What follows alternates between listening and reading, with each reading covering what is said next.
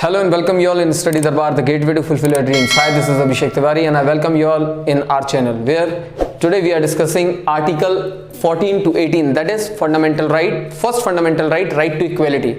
मैंने previous video में आपको बता दिया है आर्टिकल 1 से आर्टिकल 13 तक हम कवर कर चुके हैं लेक्चर्स। उसके पहले भी मेजॉरिटी प्रीएम्बल इन सब के वीडियोस हमने कवर कर चुके हैं। Today we are starting with the article 14 of Indian constitution, जहां पर हम बोलते हैं right to equality. Basically right to equality के अंदर आर्टिकल 14 से आर्टिकल 18 तक आते हैं, but today in this video मैं आपको सिर्फ आर्टिकल 14 डिटेल में समझाऊंगा। गेटिंग? सो आर्टिकल 14 लिखता क्या है, बोलता क्या है, पहले हम ये पढ़ लेते हैं। The state shall not deny to any person equality before the law और the equal protection of the laws within the territory of India.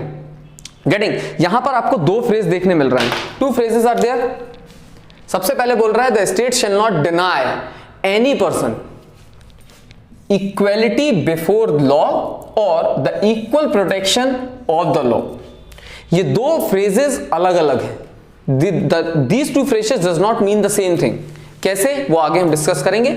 Equality before the law और equal protection of the law does not mean the same treatment to everyone. हर किसी को same treatment आप दे ही नहीं सकते, क्योंकि हर कोई इंसान सेम होता है क्या? नहीं।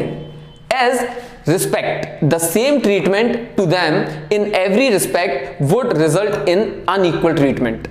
Second, the underlying principle of equality is not the uniformity of treatment to all in all respect, but rather to give them the same treatment in those respects in which they are similar and different treatment in those respects in which they are different. हम कभी भी दो लोगों को same सजा नहीं दे सकते। Let's say for example, I have murdered someone. I have murdered someone means if I have murdered someone तो I am the accused, और आप क्या हुए, जिसको मैंने मारा है। तो आपके लिए मुझे सजा जो दी जाएगी क्या वो इक्वल होगी? वो इक्वल नहीं होगी, आपकी तो जान चली गई ना। For your murder I am getting this, you can say मुझे सजा मिली 302 के तहत, आईपीसी की धारा 302 के तहत मुझे सजा मिल गई 7 साल की।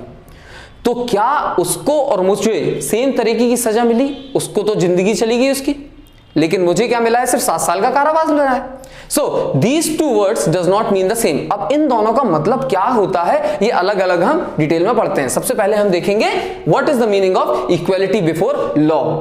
Getting? Now the first thing which we will going to see, equality before law, इसका क्या मतलब है? A corollary from A V Dicey's concept of the rule of law. A V Dicey's आप सबको पता है, he was a political thinker of England, Great Britain के वो एक पॉलिटिकल थिंकर थे जिन्होंने सबसे पहले रूल ऑफ लॉ दिया था। इसका मतलब क्या होता है? अब रूल ऑफ लॉ होता क्या है देख लेते हैं। No person shall be made suffer in body और goods except for a breach of law. किसी भी इंसान को सफरिंग नहीं मिलेगी, किसी भी इंसान को सफरिंग नहीं दी जाएगी, उसकी जान नहीं ली जाएगी, उसके गुड्स की हानि नहीं होगी। कब तक? जब तक वो किसी रूल को, किसी लॉ को ब्रेक नहीं करता, किसी रूल को भंग नहीं करता। Till that time, a person can sue or be sued. किसी भी इंसान को आप, किसी भी इंसान के ऊपर आप मुकदमा चला सकते हो या आपके ऊपर कोई दूसरा इंसान मुकदमा चला सकता है। And third, constitution is the result of the ordinary law of the land. ये कहां के लिए है? It is only for Britain. ये ब्रिटेन में है, क्योंकि ब्रिटेन का जो कॉन्स्टिट्यूशन है it is written, it is not written. वो क्या है? पुरानी रीति रिवाज से जो चला आ रहा है, लाइक दैट वहां का constitution, it is not written. लेकिन इंडियन कॉन्स्टिट्यूशन की अगर बात करें तो Indian constitution is the epic, is the supreme rule of the land, means supreme law of the land. मतलब Indian constitution is the supreme law of the land. Bharat का सर्वोच्च अगर लॉ की बात करें, सर्वोच्च स्थान पे कौन है, तो वो कौन है? हमारे यहाँ का कॉन्स्टिट्यूशन है। तो यहाँ पे ऑर्डिनरी नहीं आएगा, ठीक है? For India, only for India I am talking about. Now before rule of law there was a maxim. Rule of law के पहले एक प्रिंसिपल हुआ करता था जिसे कहते हैं from rex lex to lex rex. What do you mean by rex lex? Rex lex का मतलब होता है king is the law. America में क्या है, sorry in Britain what is this? King is the law. लेकिन यहां से हम कहां पर आ गए? Lakes rex. लेक्स रेक्स का मतलब होता है law is the king. Law ही क्या है? किंग है। सबसे ऊपर क्या है? कॉन्स्टिट्यूशन है। That's why I am saying, यहां पर अगर हम बात करें तो constitution is the supreme law of the land. Getting what I'm saying? Then borrowed from the British and is viewed as a negative concept. Negative concept क्यों? मैंने आपको बताया था, जब भी हम बात करते हैं the government deny, the government shall not, जैसे ये वर्ड आते हैं आपके मन में एक ही वर्ड आता है, the negative approach और the negative concept. हमने पढ़ा था इसके पहले जो मैंने वीडियो बताया था आर्टिकल 12 और 13 जिसमें समझाया, उसमें मैंने बताया कि फंडामेंटल राइट की जब भी बात आती है तो वो एक नेगेटिव सेंस में आता है, गेटिंग नेगेटिव फ्रेज आता है. That's what I am saying here. Now simply put, अगर इसी चीज को हम सिंपली देखें तो रूल ऑफ लॉ क्या बोलता है? First of all, absence of any special privilege in favour of any person. किसी भी इंसान के लिए कोई स्पेशल प्रिविलेज नहीं होगा. मतलब यहां पर नहीं देखा जाएगा कौन गरीब है, कौन अमीर है, कौन लड़की है, कौन लड़का है, कौन ब्लैक है, कौन व्हाइट्स है. It will not going to be seen here. What? Absence of any special privilege in favour of any person. अगर किसी ने मर्डर किया है, मैंने मर्डर किया है, मुझे आर्टिकल 302 के तहत, आईपीसी की धारा 302 के तहत अगर मुझे जो सजा मिल रही है वही आपने किया है, आपने भी मर्डर किया है, आपके लिए भी वही सजा होगी. समझ में आ रहा है? इसलिए आपने देखा होगा जो तराजू पकड़ के लेडी खड़ी होती है उसकी आंख में पट्टी बंधी होती है और हाथ में तराजू होता है. What does that mean? कि आपके सामने कोई भी इंसान है, वो किस जाति का है, किस धर्म का है, वो अमीर है, वो गरीब है, वो लड़का है, वो लड़की है या वो किन्नर है, हमें उससे मतलब नहीं है. उसने सजा जो दी है अकॉर्डिंगली उसको नापा जाएगा और उसको सजा दी जाएगी. Getting? The equal subjection of all person to the ordinary law of the land. No person is above the law. The most important rule is this: no person is above the law. Law के ऊपर कोई भी इंसान नहीं आएगा. जो law बोल रहा है उसके अंडर में ही आपको काम करना होगा. But as we all know, there has been some exception. तो यहां पर भी कुछ exception है, हम वो देख लेते हैं. Now there are certain exceptions. Exceptions की बात करें तो सबसे पहले the president governor is not answerable to the court of law with regard to the discharge of their official function. Whatever they have done in official work, whatever the official work which is done by governor or president और governor के द्वारा किया हुआ कोई भी कृत्य court में answerable नहीं होगा. Means they will not be answerable to the court. कि किसी उनने जो चीज किया उसके लिए आप जाके केस फाइल कर दें और बोलें कि भैया प्रेसिडेंट और गवर्नर को उसको आंसर देना होगा, तो इसको बोला जाता है इम्यूनिटी टू द गवर्नर और the president. Apart from that, no criminal cases, underline it's this line, no criminal action whatsoever can be initiated against the president or governor so long as they remain in office. ये क्या बोल रहा है? कोई भी criminal case किन के ऊपर नहीं लगाया जाएगा? प्रेसिडेंट और गवर्नर के ऊपर नहीं लगाया जाएगा. कब तक? जब तक वो ऑफिस में हैं. ऑफिस में है से मतलब है जब तक वो उस पोस्ट पर हैं. ऐसा ही केस एक आंध्र प्रदेश के गवर्नर के ऊपर लगाया गया था कि उन्होंने हैरेसमेंट किया था ऑफ अ विमेन का हैरेसमेंट वो कंटिन्यूअसली करते रहे. उस लड़की ने उस पर केस लगाया गवर्नर पे, लेकिन उस पर कुछ नहीं हुआ. क्यों नहीं हुआ? बिकॉज यहां पर हमारे कॉन्स्टिट्यूशन ने उनको क्या दिया? इम्यूनिटी दी है. इन दैट सेक्शन क्या होता है कि हम if force, government use to force to that governor, कि गवर्नर के लिए बोलेंगे कि आप तुरंत उस पोस्ट से रिजाइन दो, वो जैसे ही उस पोस्ट से रिजाइन देता है उसके बाद उसके ऊपर वो केस लगाया जा सकता है. समझ में आ रहा है? Until and unless he is there in that post in the office of governor और president, कोई भी केस उन पर नहीं लगाया जाएगा. कौन सा? क्रिमिनल केस की बात करें. समझ में आ रहा है? ठीक है. Third, no civil proceeding in which compensation relief is claimed can be filed against the president और governor after the expiry of 2 months notice serve to them.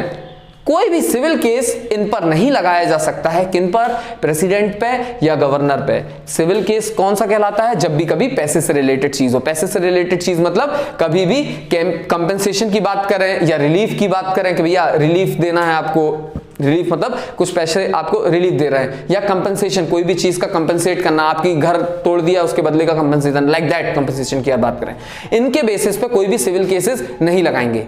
लेकिन यहां पर एक क्लॉज है, अगर मैंने रिटन में प्रेसिडेंट को या गवर्नर को रिटन में 2 महीने पहले अगर मैंने उनको भेजा है एक लेटर कि मुझे आप कंपनसेशन दें या मुझे आप रिलीफ दें, और वो 2 महीने एक्सपायर हो जाते हैं, तो 2 महीने तक अगर उस पर कोई एक्शन नहीं लिया जाता बाय द प्रेसिडेंट और द गवर्नर, मतलब उनको रिलीफ या उनको कंपनसेशन नहीं दिया जाता, तो जो एक्यूज है, जो इंसान है, वो क्या कर सकता है? प्रेसिडेंट या गवर्नर के ऊपर केस लगा सकता है. कौन सा? सिविल केस लगा सकता है. Getting what I am saying? Third, visiting head of the countries and foreign diplomats are not answerable to the court of India in discharge of their official function. What they are saying कि जब भी कोई foreign investors आते हैं, foreign investor से मतलब है, मेरा मतलब है दूसरे कंट्री का कोई हेड आता है या दूसरे कंट्री का कोई फॉरेन डिप्लोमेट आता है भारत में, तो वो कुछ ना कुछ संधि करने आ रहा है या किसी ना किसी वार्तालाप के लिए आ रहा है। जब वो हमारे देश में आए और हमारे देश में आने के बाद वो कोई ऐसी मिस हैपनिंग कर सकता है, सपोज एक आपने सुना होगा, I am not getting, Saudi Arabia का कोई डिप्लोमेट हमारे भारत में आया था, उस पर एक एलिगेशन लगाया गया था, उस पर एक चार्ज लगाया गया था कि वो उसने अपनी एक मेड जो कि नेपाली थी उस पर हैरेसमेंट कर रहा है, ठीक है, सेक्सुअल हैरेसमेंट का केस लगाया गया था। लेकिन वो पता करने के बाद भी उसने जब केस लगाया तो यहां पर हमें डिप्लोमेटिक इम्यूनिटी मिलने के कारण उस पर वो केस नहीं लगाए गए। ये क्यों हुआ, कैसे हुआ, इसके बारे में हम जानेंगे अभी, ठीक है। So what I have said that immunity जो जिसको मिली है, किसको, फॉरेन डिप्लोमेट्स को जो इम्यूनिटी मिली है, it was given by Vienna convention on diplomatic relation. ये एक कन्वेंशन हुआ था 1961 में। इसके ऊपर, इस पर टोटल 53 आर्टिकल्स थे। अगर मैं इसको समझाऊंगा इसके लिए अलग से एक वीडियो बना दूंगा जिसमें मैं पूरा का पूरा Vienna convention on diplomatic relation 1961 उसके ऊपर मैं एक अलग से वीडियो बना दूंगा, because it comprises of 53 articles, जो कि अभी पॉसिबल नहीं आर्टिकल 14 में मैं इसको जोड़ूं, ठीक है। तो ये आप समझ गए। सेकेंड, अभी हमने पढ़ा था, now we will studying equal protection of the law. Equal protection of the law का मतलब क्या है? सबसे पहले originated under the US constitution. कहां से लिया इसे हमने? यूएस कॉन्स्टिट्यूशन से लिया। इसमें क्या था? Viewed as a positive concept. क्यों? क्योंकि इक्वल प्रोटेक्शन की बात कर रहे हैं कहीं ना कहीं। सेकंड, सिंपली पुट अगर बात करें इसको, सिंपली पुट का मतलब है सिंपल लैंग्वेज में हम इसको समझें। It is not the language of, you can say it is not a political language, जो हम और आप इजीली समझ पाए उस लैंग्वेज में मैंने लिखा है। That among the equals the law should be equal and equally administered, that like should be treated alike। जैसे मैंने अभी आपको एक एग्जांपल दिया था कि किसी इंसान ने, मैंने थेफ्ट किया है, आई हैव थेफ्ट, और आपने मर्डर किया है, तो आपकी सजा और मेरी सजा अलग अलग होंगी। It will not B equal. क्यों? क्योंकि आपने जो कृत किया है और मैंने जो कृत किया है, they are not alike, same नहीं है। तो उसके लिए जो पनिशमेंट्स भी होंगी वो सेम होंगी क्या? नहीं होंगी। कब सेम होंगी? यहां पर लिखा हुआ है, अगर मैंने मर्डर किया है और आपने भी मर्डर किया है, मर्डर आप किसी का भी किया हो, एक बच्चे का किया हो या एक बुजुर्ग का किया हो, आपको सजा सेम मिलेगी। आईपीसी की धारा 302 के तहत जितनी भी सजा है वो आपको मिलेगी। Getting this point? Second, it requires affirmative action by the state towards unequal by providing facilities and opportunities। क्या बोल रहा है? There should be a requirement of affirmative actions। कुछ ऐसे actions लिए जाएंगे किनके लिए? प्रमोट करने के लिए, इक्वेलिटी लाने के लिए, अनइक्वल्स को इक्वल करने के लिए, जब हम उनको कुछ फैसिलिटीज और अपॉर्चुनिटीज देंगे। उस फोकस किस पे करेंगे? तो फोकस हम दो चीजों पे करेंगे। सबसे पहले सब्जेक्टिव इक्वालिटी, दूसरा डिस्ट्रीब्यूटिव जस्टिस। सब्जेक्टिव इक्वालिटी का मतलब है, लेट से हमारे यहां कास्ट सिस्टम है, कास्ट सिस्टम में हमने देखा देयर आर कास्ट सिस्टम जिनको प्रॉपर एजुकेशन फैसिलिटीज नहीं मिल रही है, हॉस्पिटल फैसिलिटीज नहीं मिल रही हैं, अनटचेबल्स जिसे हम कह रहे थे, तो उनको हमें क्या करना है? पहले इक्वल रहने का दर्जा देना है। उसके लिए हमें क्या लेना है? अफर्मेटिव एक्शंस लेना है, जिसके तहत आपने देखा रिजर्वेशन लेकर आए हम। भाई आप ट्रीट लोगों को इक्वल पनिशमेंट लोगों को कब दोगे? When they are equal. Equal कब होंगे? जब जो फैसिलिटी इनको मिली है वही फैसिलिटी इनको भी मिले।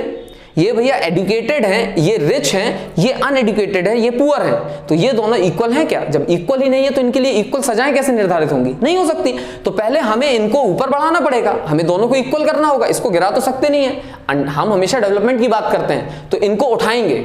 इनको जब उठाएंगे उसके बाद इनके बीच में इक्वल ट्रीटमेंट की बात करेंगे। समझ में आ रहा है? That's why we will have some affirmative actions to promote them. Unequal जो ग्रुप है उनको ऊपर उठाएंगे, then we will say then अब हम कर रहे हैं equal treatment for both the things. दूसरा, and distributive justice. Distributive justice का मतलब है प्रॉपर्टीज से रिलेटेड अगर बात करें, किसी के पास बहुत ज्यादा प्रॉपर्टी, किसी के पास बहुत कम प्रॉपर्टी है, सबसे पहले क्या होना चाहिए? Equal distribution of the properties, equal distribution of the land, that should be taken care from this point. Last but not the least, Article 14 prohibits class legislation and not classification for the purpose of legislation. What they are saying, हमारे यहाँ Article 14 जो है वो prohibit करता है class legislation। Class legislation का मतलब है कि गरीबों के लिए अलग रूल बनेगा, अमीरों के लिए अलग रूल बनेगा, लड़कियों के लिए अलग रूल बनेगा, लड़कों के लिए अलग रूल बनेगा। ऐसा नहीं होगा। ऐसा अगर होगा तो कहां गई इक्वेलिटी? इक्वेलिटी रहेगी नहीं। तो यहां पर क्या बोला गया है? Classification for the purpose of legislature. क्या बोला गया है, पर्पस क्या है, फॉर मर्डर सेम रूल बनाया जाएगा, चाहे वो लड़की करे चाहे वो लड़का करे। समझ में आ रहा है? If someone has done rape, तो उसके लिए चाहे वो लड़के ने किया है चाहे वो लड़की ने किया है, अगर दोनों में से किसी पे भी लगता है इल्जाम, आपको सजा एक पर्टिकुलर है वही मिलेगी। Getting? I hope right to equality का आर्टिकल 14 आपको समझ में आया होगा। Till then, thank you.